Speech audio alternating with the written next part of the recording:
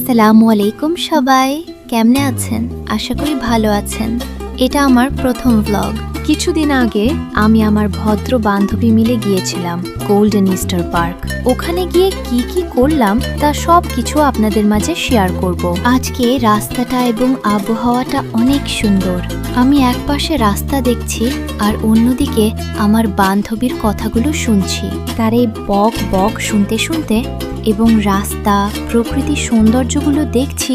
সত্যি বলতে আল্লাহর সৃষ্টি সব কিছুই সুন্দর। নরসিংদী গোল্ডেন স্টার পার্কে যে আমাদের প্রায় 3 ঘন্টা বা আর একটু বেশি সময় লাগে, কারণ আমাদের নদী পার হতে লাগে 1 ঘন্টা। একটা মজার বিষয় কি জানেন? আমার ভদ্র বান্ধবী সে তার কলেজ ফাঁকি দিয়ে এই পার্ক দেখতে যাচ্ছে, কারণ এখনো পর্যন্ত সে এই পার্ক দেখতে যায় নাই। দেখতে দেখতে অবশেষে আমরা পৌঁছে গেলাম, আর কিছু সময় বাকি। আপনারাও আমার সাথে থেকে এই ভিউটাকে এনজয় করুন।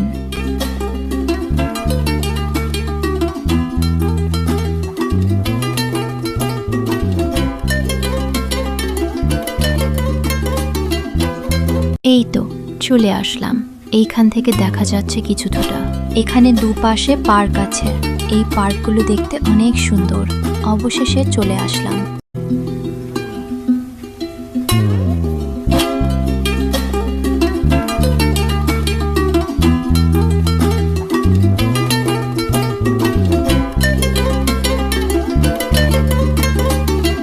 গাড়ি থেকে নেমে সোজা হাঁটা শুরু করলাম। এটা হচ্ছে ভিতরে প্রবেশ করার রাস্তা। অবশেষে 2টা টিকিট কেটে নিলাম। একটা টিকিটের দাম 150 টাকা, তাই 2টা টিকিট নিয়েছে 300 টাকা। পার্কের ভিতরে প্রবেশ করছি আর মনে মনে আল্লাহর নাম নিচ্ছি। কখন জানি আমার ভদ্র বান্ধবী আমাকে ডাক দিয়ে বসে। এটা হচ্ছে আমার ভদ্র শয়তান বান্ধবী, যেটা ভেবেছিলাম সিঁড়ি থেকেই আমাকে তার ক্যামেরাম্যান বানিয়ে দিল। এই জায়গাটা অনেক সুন্দর দেখতে, তাই না? আমাদের সাথেও আপনারা এনজয় করতে থাকেন। একটু যেতে না যেতেই আমার বান্ধবী নাকি ছবি তুলবে। এটা আমার বান্ধবী অনেক বড় লোক, তাই সে 200 টাকা দিয়ে ছবি তুলছে। আর এদিকে আমি এক ফকির মিসকিন, আমার টাকা নাই, তাই দেখা ছাড়া আর কোনো উপায় নাই। গাছগুলো দেখতে অনেক সুন্দর। আমার বান্ধবীকে নাকি একটু ভিডিও করে দেওয়া লাগবে, আর পর আমিও একটু ভিডিও করলাম। হাঁটতে হাঁটতে কইচে যাচ্ছি, নিজেও জানি না। আর এদিকে সে নাকি ঠোঁটে লিপস্টিক দিবে। তার ব্যাগ দেখে আই এম তো অবাক। আমার ব্যাগে বই ছাড়া আর কিছুই পাবে না। আমার কাছে এই পার্টটা ভালো লেগেছে, তাই অবাক হয়ে দেখছি আর আমার বান্ধবীর কথাগুলো শুনছি। সত্যি বলতে আমার বান্ধবী যদি আমার সাথে থাকে, সত্যি আমার কাছে ভালো লাগে। আর কথাগুলো শুনতে ও আমার ভালো লাগে। আর ভদ্র বান্ধবীর কিছু প্রতিভা, যত ডং, যত শয়তানি আছে তার মাঝে আপনারা দেখতে পাবেন। পার্ক অনেক বড়। এখানে বাচ্চাদের অনেক খেলার জায়গাও আছে। যখন আমরা ট্রেনের কাছে গিয়েছিলাম, কিছু কাপল দেখতে পেলাম। এটা দেখে আমি আমার বান্ধবীকে বলতে লাগলাম, আজ তুই এক এতিম আর আমি এক এতিম।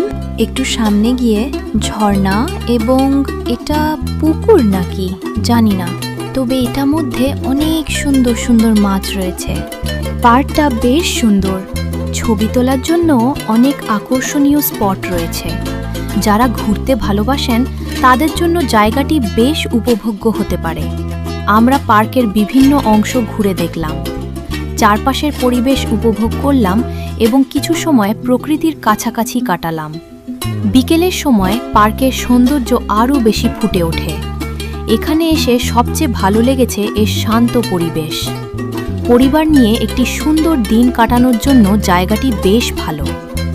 আমার আর আমার বান্ধবীর শুধু একদিকে মন যাচ্ছে, সেটা হচ্ছে চারিপাশে ফুল গাছগুলো। আপনারা তো জানেন, মেয়েরা ফুল গাছ দেখলে কখন সে যাবে ওই ফুলটা পাড়ার জন্য চারিপাশে নানা ধরনের ফুল গাছগুলো দেখতে মাশাআল্লাহ।